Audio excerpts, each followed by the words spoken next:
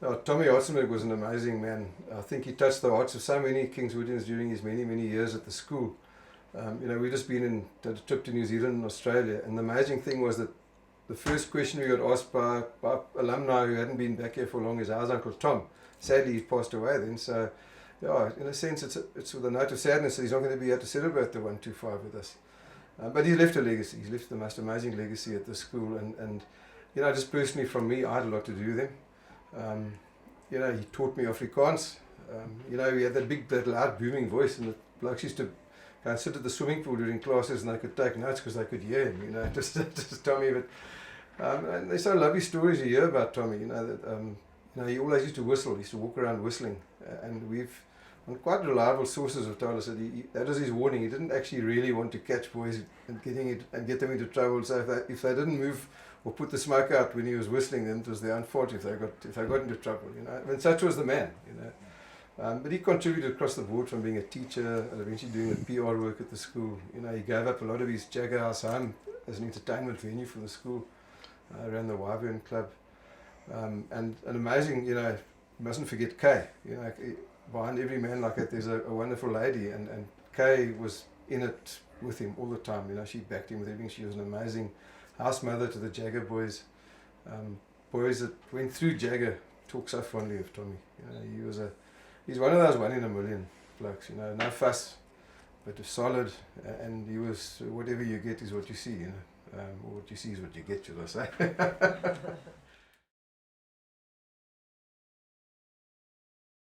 Okay, the year before I started at Kingswood, I was told by Captain Rich, who was then the headmaster, that there was a vacancy on the staff.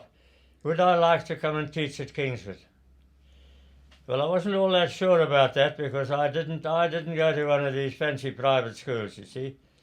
But anyway, I started at Kingswood, and Captain Rich had an incredible reputation. He was such a fine guy that the boys never gave him any strife whatsoever. And then one day in class, there was a guy who kept chipping in and making remarks and upsetting Captain Rich in class. And the other boys were all hell of surprised. And eventually Captain Rich had to say to him, I'll see you after the period in my study. And Captain Rich gave him a couple of clouts on his backside. And as the third one had fallen, or the fourth one had fallen, he got up and he said, please sir, can I explain? I would never have done this to you. I respect you far too much. But James Charlton bet me £5 that I'd never get you to beat me.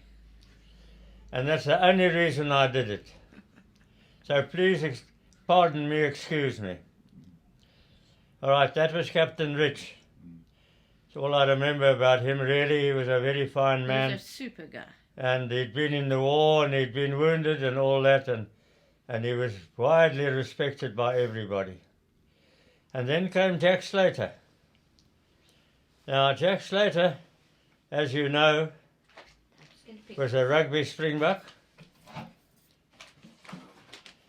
And during his time, the academic results were not all that great. But I can remember him telling all the parents at prize giving, in his prize giving speech, that it's not only the academic side of Kingswood that matters, because there's so much good at Kingswood. Anybody who comes there goes away with a wonderful education and everything's wonderful. And because he was a rugby springbuck and a bit of a, what do you call these guys that, what I was at the end? PR. A PR chap, everybody believed him, and the school remained reasonably full, and Jack Slater was thought to have been a pretty good headmaster, although there was some doubt about that. Can I chime in there? I just want to say I had a couple of experiences with Jack. One of them, when Tom had been hit by a cricket ball in the nets on a Friday afternoon. And I phoned him that night. I said, I'm sorry, Mr. Stater, Tom is no way he can take a cricket team to Carnival tomorrow. And his reply was, and what is wrong with you, Mrs. Tommy? So I ended up taking the cricket team to Carnival. That was one. The other one, we were relieving in Jake's house once, and he and Tom got German measles. German measles was rife in the junior school, but there was nothing in the senior school. And Tom was teaching in the senior school. Anyway, when I phoned and told Jack Tom had German measles, he said, that's not going to stop him from coming to school. I'll see him later. So off he went, and then there was an epidemic of German measles in the senior school. The next after Jack Slater was Charles Dacomb, and I think he was the best headmaster Kingswood has ever had. And he was very, very academic orientated, whereas Jack hadn't been all that excited about the academics. And at the first staff meeting we had with Charles Dacomb, he said, folks, this is our first staff meeting, and I just want to tell you that you all are teaching at a very special school. And what we need at the school are good academic results, which we've not had recently. And so I tell you that although we don't have entrance exams, it is possible to get good academic results if the staff work very hard and they get the pupils to work very hard. And that is what I expect of you, and that is what I am going to check on regularly. And anybody who doesn't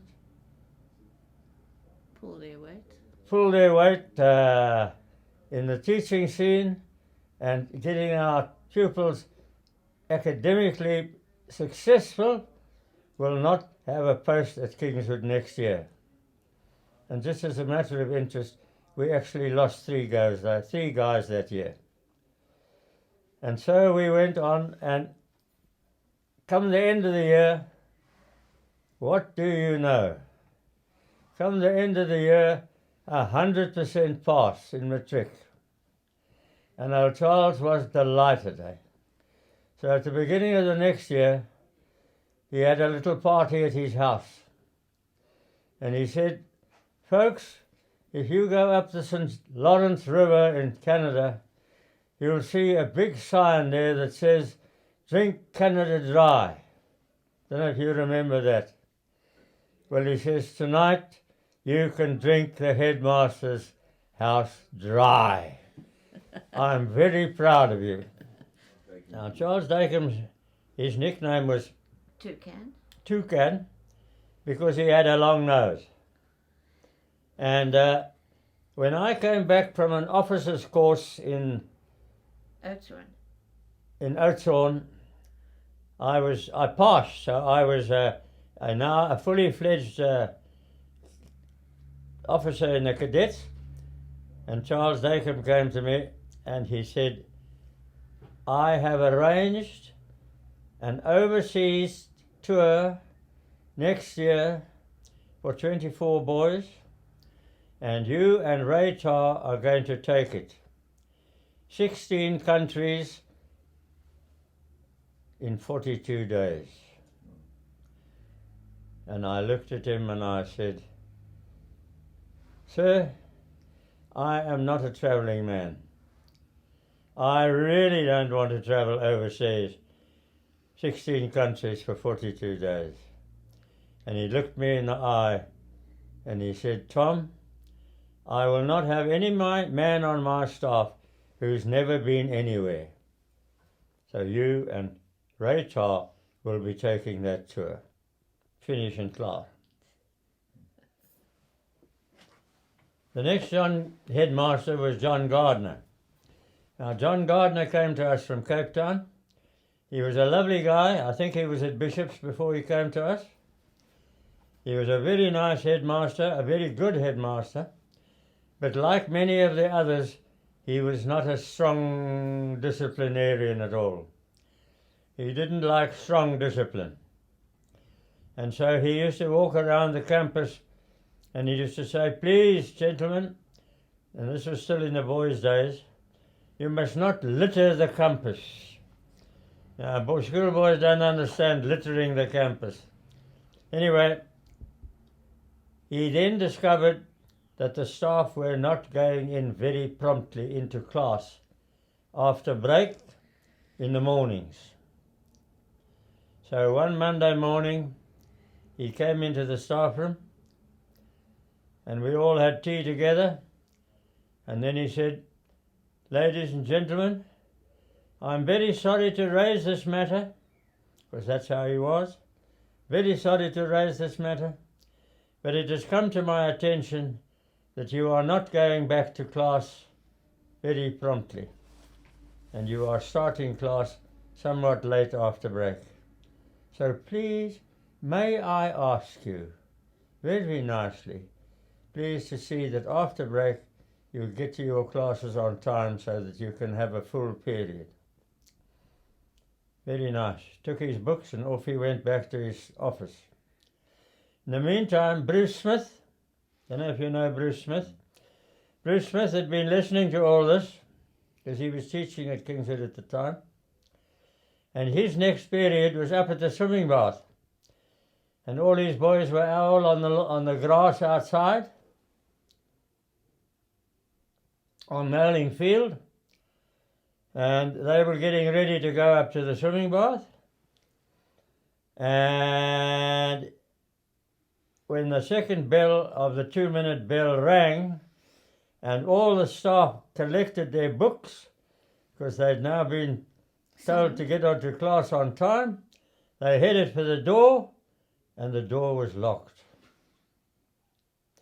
And Bruce Smith was standing out on the field next door, looking through the window, observing all this chaos in the staff room because nobody could get out.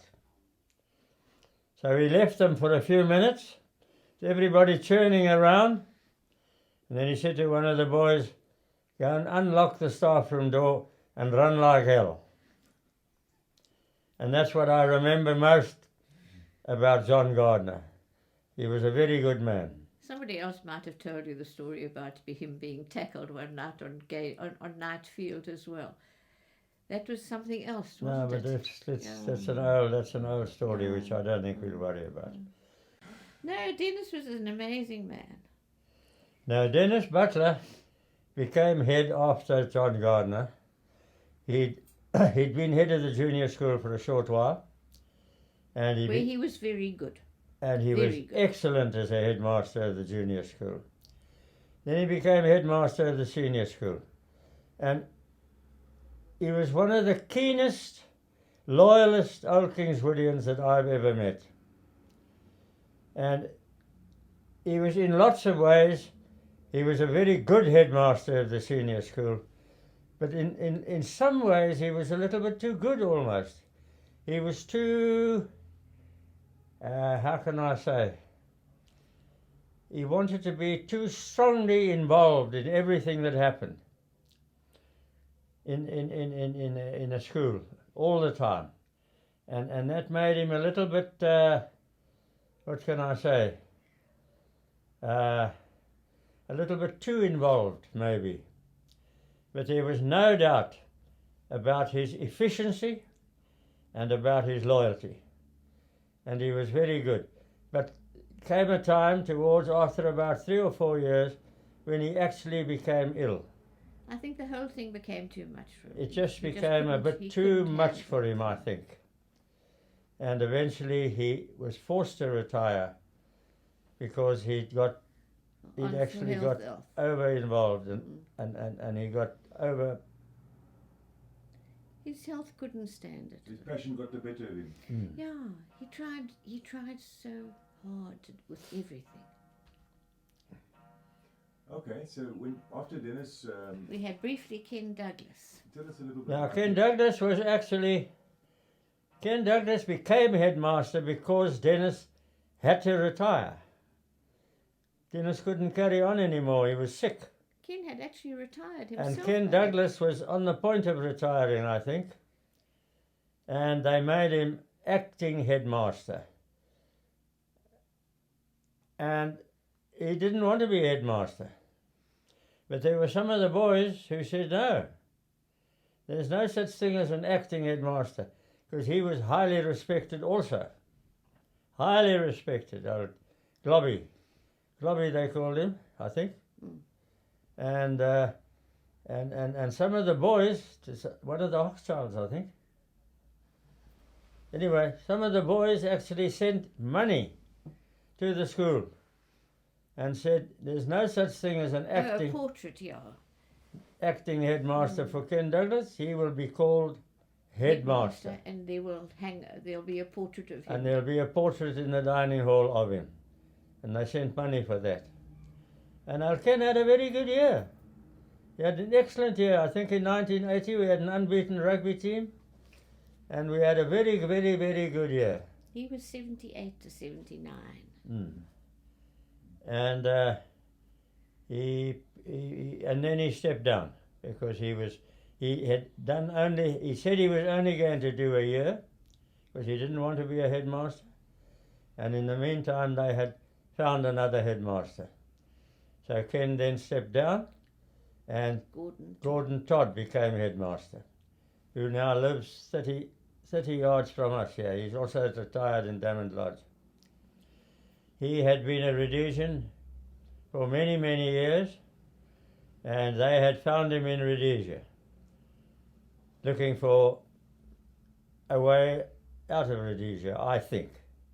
I don't know. Yeah, I think he was at that. I think he was looking for a way out of Rhodesia, and they found him and they appointed him as headmaster. And Gordon Todd... We'd actually known him from our Rhodes days. He was at Rhodes at the same time as we were. Yes, that's right. We were at the same time at Rhodes, as was his wife.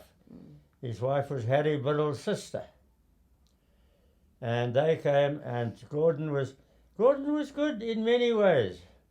But there came a time when the population of Kingswood pupils dropped a bit.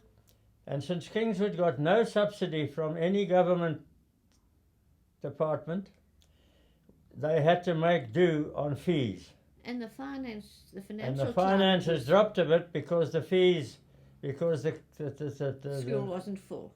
The school wasn't full, and they told Gordon Todd that he must get rid of some of the staff because the school couldn't cope with the limited finances. And this he was not keen to do. He was not prepared to do. He said that it actually mucked up the spirit of the school. And it had also so happened that because the school's finances had dropped a bit, there had been given no 13th check. No 13th check. And a large number of staff had actually resigned and left. Not because of Gordon Todd necessarily, but they had left the school. So a number of people had left, the school's finances weren't healthy, and Gordon wasn't prepared to do too much about it. They asked him whether he wouldn't please retire. So he retired, and he was very sad about it, but he retired and he went up and taught at St. John's, and then he went and taught at another school in Joburg, and then he came to retire in Port Alfred. And in the meantime now they had heard that Neil Jardine... We had Bill McQuaid briefly. Oh, well, he was on the staff and he took over for the rest of the year. Oh yes, he took it, but you don't have to worry about him because he'd already been appointed headmaster at some school in Natal, and he just ran for the last 6 months.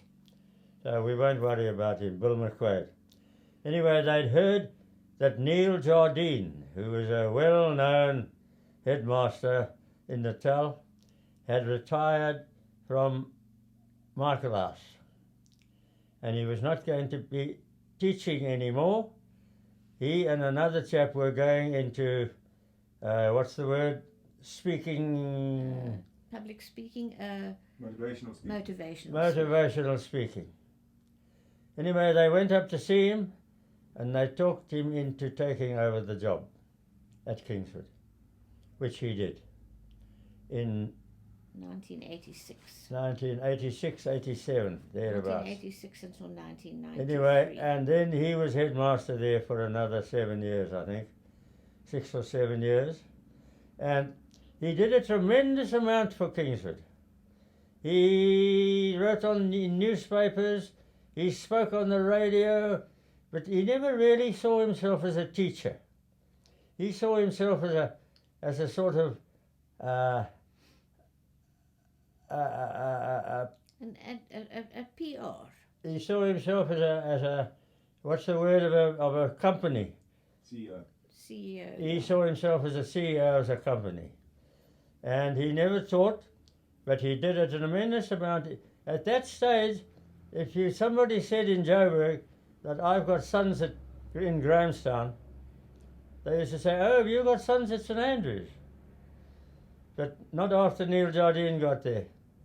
He really promoted Kingswood in a big, big way, although he never taught. And eventually, after about 6 or 7 years, he asked the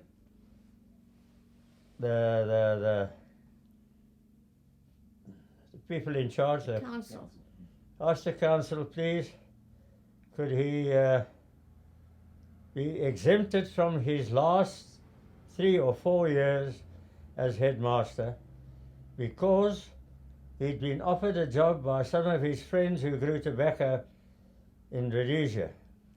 And this was all very strange because he was a total non-smoker and he used to expel guys for smoking.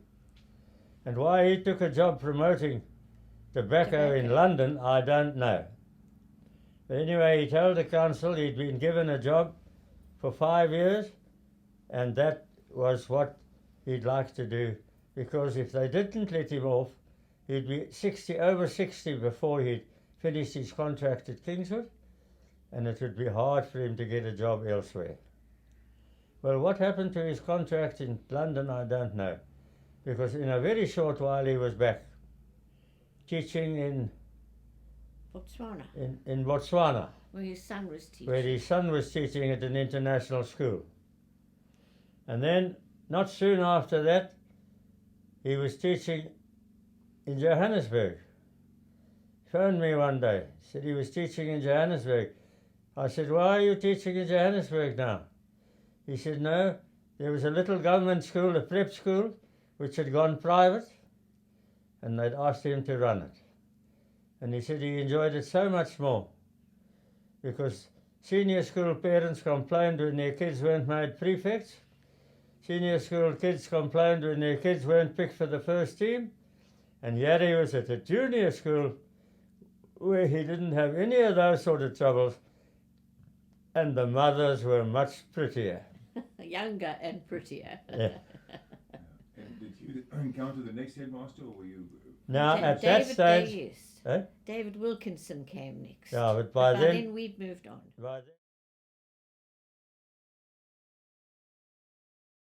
In 1976, the school was taking strain financially again, enrolment-wise, and the council decided they needed to appoint somebody to try and promote enrolment, do some fundraising, and get in touch with the old boys and try and promote enrolment to help this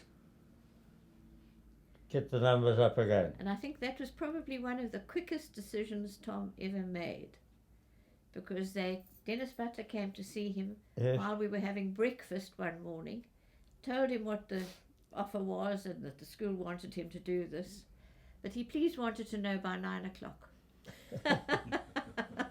Anyway, we talked it over at breakfast and I took it on.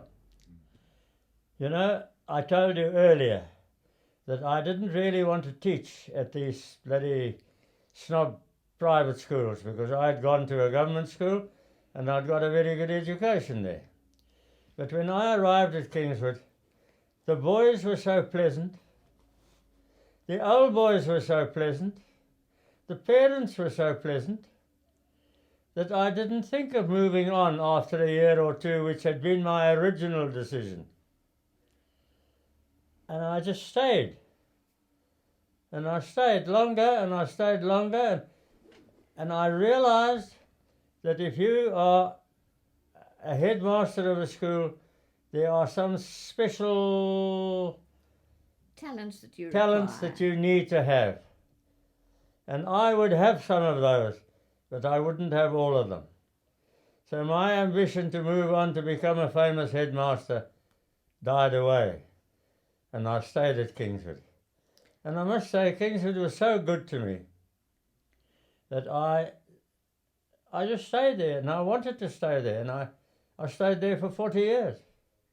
And Now, I was not actually a good teacher, I don't think, although I got on well with the kids in school, in class.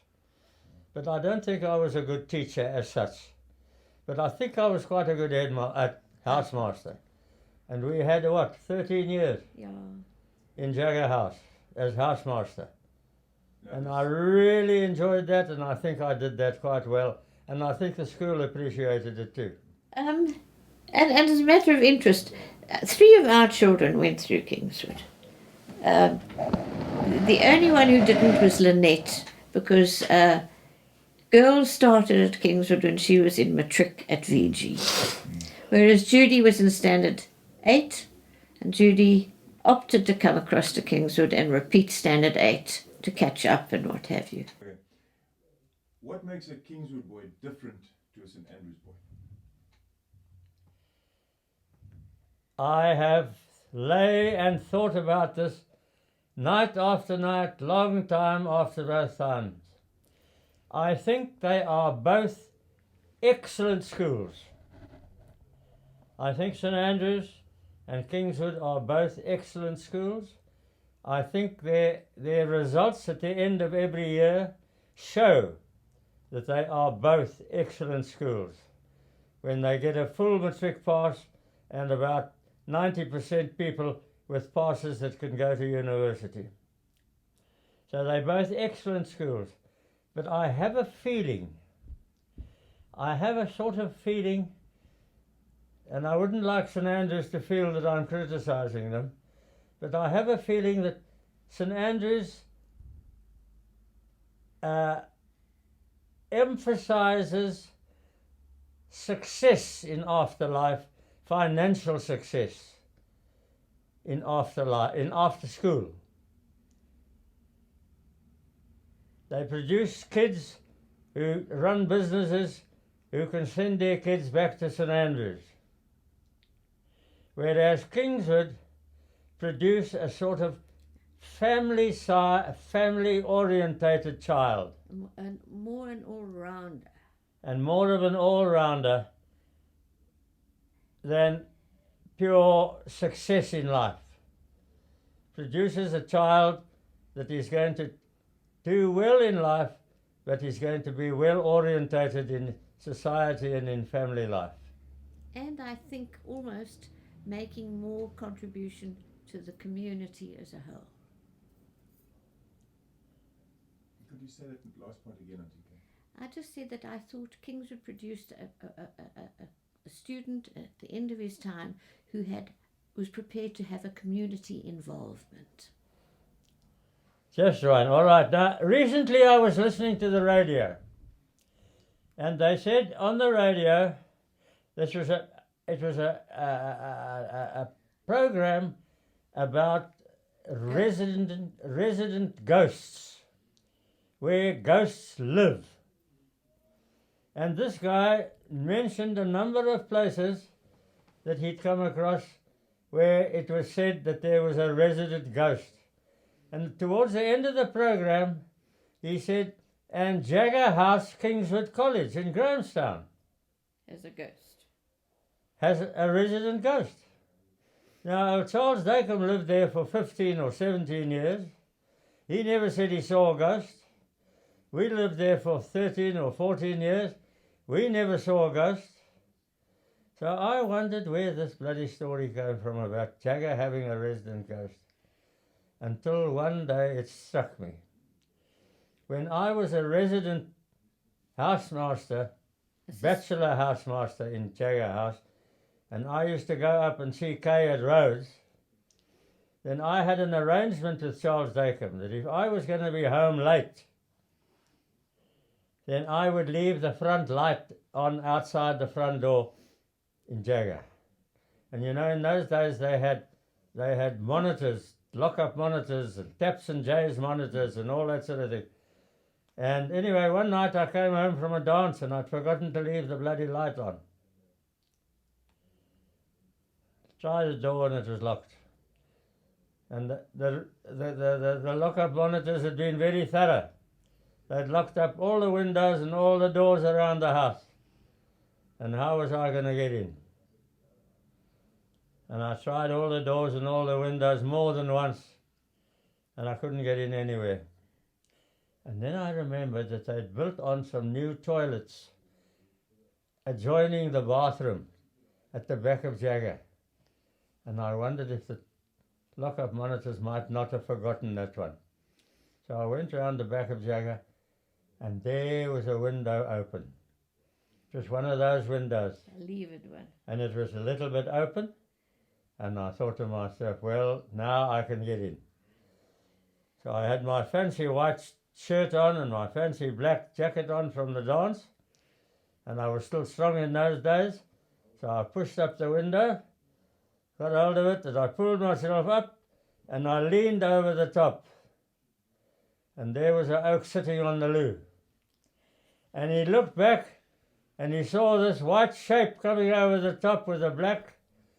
And when he was 3/4 of the way up the stairs to the dormitory, he was still pulling up his pants. And he never knew who it was who came in the window, and I never knew who it was who went up the stairs. But I wonder if that wasn't where the story came from. Could be. Could be. Could be. All right. That's a very good story about St. Peter. Forgotten all about that one. Kingswood were playing St. Andrews one day on the St. Andrews field, as they do every second year, as you know. Big rugby match on St. Andrews field. There Kingswood were playing them. And a minute from the end, Kingswood were leading 8-6. And there was a loose scrum in the middle of the field, and the ball came out on the St. Andrews side, and it went from scrum half to fly half. The fullback came in at centre, it gave them an overlap, and the St. Andrews wing went belting it down the touchline. Now, if you've watched one of these matches, you'll know that the St. Andrews and the DSG people sit on special brought-in benches along the touchline on the far side of the field, and the other spectators sat on the bank there. Anyway, the St. Andrews wing went down the bloody touchline like hell, eh? And as he got down right near the corner flag, the cross defence came from the other side from Kingswood and tackled him right on the bloody flag as he was dotting the ball. Touched him, at least tackled him on the flag. And he thought he'd scored a try because he thought he'd got it down before he went over. The Kingswood guys thought he hadn't. He'd been pushed out before he scored. They asked the little linesman. Now, in those days, the linesman was a schoolboy, and this linesman was a St. Andrews boy. So old Jimmy Green, who was a little bit old in those days and hadn't been able to keep up with the game, arrived a little late at the corner flag, and he said to the St. Andrews boy, "Was that boy out before he dotted the ball?" "No," said the St. Andrews boy. He knew he'd be slaughtered if he'd said yes, he was out before he dotted the ball. So he said, "No, he wasn't out, it was a try." Well, Jimmy Green, knowing no better, not having been there, awarded the try. And St. Andrews beat Kingswood 9-8. And the boy who was supposed to have scored the try must have been one of those whites from Bedford or somebody, a very good sportsman, and it worried him all his life, whether he'd scored a try or whether he hadn't. I mean, it's a hell of an important thing for St. Andrews to beat Kingswood, or for St. Kingswood to beat St. Andrews. And he wasn't sure that he had dotted the ball inside before he'd got knocked out the ball. And one day he died. Many years later he died, and he got up to the pearly gates, and the St. Peter welcomed him in. Come inside, you're very welcome. And he said, no, St. Peter, there's one thing that's worrying me terribly. I can't come inside until I know the truth. He said, do you ever watch the Kingswood St. Andrews matches? Oh, yes, he says, I watch them every year. Well, she says, can you tell me in 1950, whatever it was, or in 1940, whatever it was, did I really score a try, or didn't I score that try? Did you see that? Yes, he says, I saw it very clearly. He said, well, can you tell me whether I scored a try or not? He said, definitely you scored a try. Oh, he said, thank you so much. Now I can go into heaven, and I can live my good time in heaven. Thank you, St. Peter. So he said, thank you, St. Peter. And St. Peter said, just one thing. He said, St. Peter's on leave. I'm not St. Peter, I'm St. Andrew.